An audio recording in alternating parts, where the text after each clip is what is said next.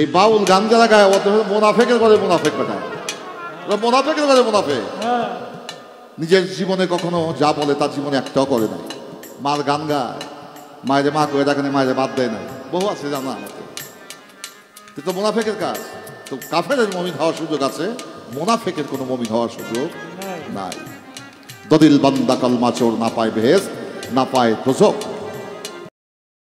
আস্তাগফিরুল্লাহ আস্তাগফিরুল্লাহ আল আযীম আল্লাযী লা ইলাহা ইল্লা হুয়াল হাইয়ুল কাইয়্যুম ওয়া আতুবু ইলাইহি। এই বাউল গান যারা যারা শুনে, আল্লাহ সুবহানাহু ওয়া তাআলা এদেরকে বুঝদান করেন।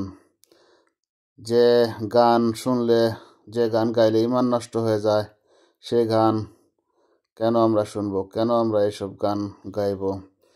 যে গান শুনলে আখিরাত বরবাদ হয়ে যায়, জান্নাত যাওয়া হারাম হয়ে যায়, যে গান গাইলে জাহান্নাম ছাড়া আর কিছুই মিলবে না।